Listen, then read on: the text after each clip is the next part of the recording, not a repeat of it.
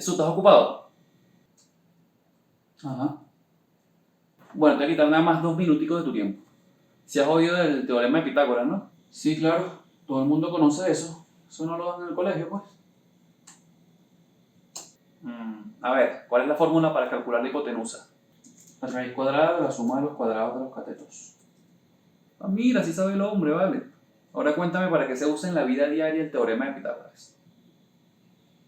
Pues, ahora que lo dices, las últimas veces que he ido a comprar pan, no me han pedido que calcule ninguna hipotenusa, ni mucho menos.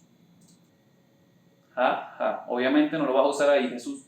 Como sabes, el teorema de Pitágoras se aplica en los triángulos rectángulos, es decir, los triángulos que tienen un ángulo interno de 90 grados. ¿Qué quiere decir esto? Que dos de sus líneas son totalmente perpendiculares. Estas dos líneas se les llama catetos y la otra línea, la más larga del triángulo, se le llama hipotenusa.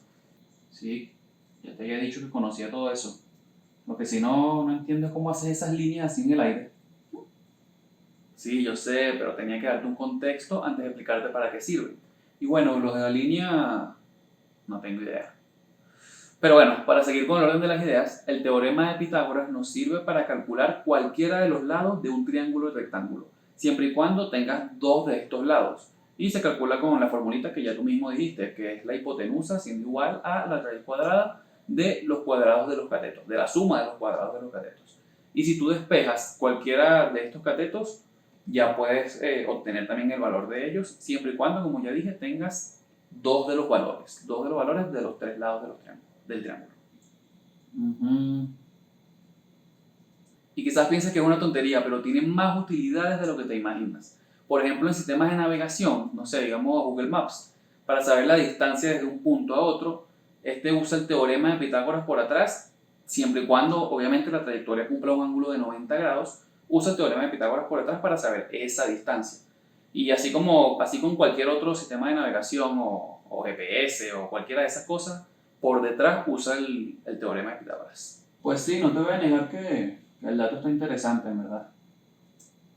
Ah, no, Jesús, y te quedas loco. En construcción se usa muchísimo. Por ejemplo, un arquitecto o un ingeniero civil lo tiene que usar siempre, siempre, siempre, porque para las construcciones de, no sé, de puentes, de edificios, de todo eso, se necesita usar el teorema de Pitágoras.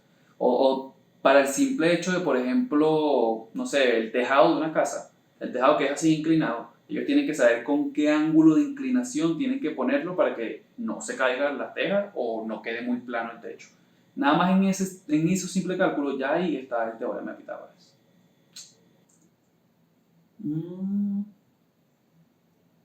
Incluso se puede usar para detección de terremotos. Ellos ven el movimiento de las ondas de este terremoto, pueden triangularla y ven dónde queda el epicentro de él. También se puede usar para ver la trayectoria de misiles o de balas y saber con exactitud en dónde va a caer una bala o un misil en cierto punto dado. Sí, es un poco macabro, pero bueno, para eso sirve el teorema de Pitágoras. Ahora que mencionas eso, sí me acuerdo que una vez estaba haciendo un videojuego y tenía que encontrar en qué punto se encontraban dos personajes. Y para hallar esto tuve que calcular con la hipotenusa, ¿vale? Con la fórmula de la hipotenusa, me dio el punto en que estos dos personajes se iban a encontrar. Así que sí, buen dato ahí, Quique. Exactamente, es que tiene muchísimas utilidades. También, por ejemplo, lo podemos usar para la triangulación de la... Hey, ya me quedó bastante claro para qué se usa Pitágoras. Y sí, sí es full útil en verdad. Lo que pasa es que mucha gente no le presta atención a eso o no le para y dice que no, que eso no le sirve para nada, pero en verdad no se dan cuenta que su casa o incluso el edificio donde viven lleva por detrás estos conceptos.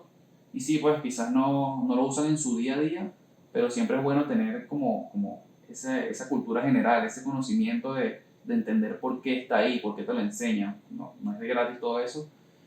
Y bueno, pero como todo, siempre habrá gente que no le interesa y que dirá que eso no sirve para nada.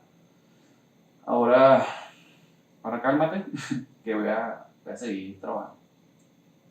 Así es, lamentablemente así es, pero bueno, es que si tú te pones a pensar un poquito, o sea, Pitágoras nos dio esta fórmula como 500 años antes de Cristo, más o menos, y han pasado 2500 y pico de años, y todavía hoy en día se sigue enseñando en colegios y en todos lados. O sea, es que si te pones a pensar, tienes que darte cuenta que importancia tiene. ahí sí podrías estar equivocado un poco, mi querido Quique, porque sí, Pitágoras lo inventó o descubrió este teorema, como prefieras llamarlo.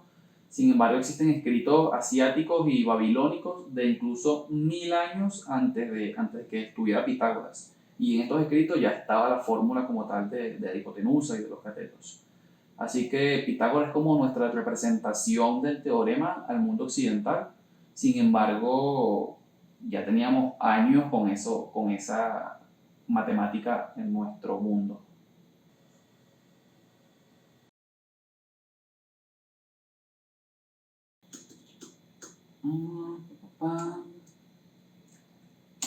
Bueno, basta de trabajo por hoy.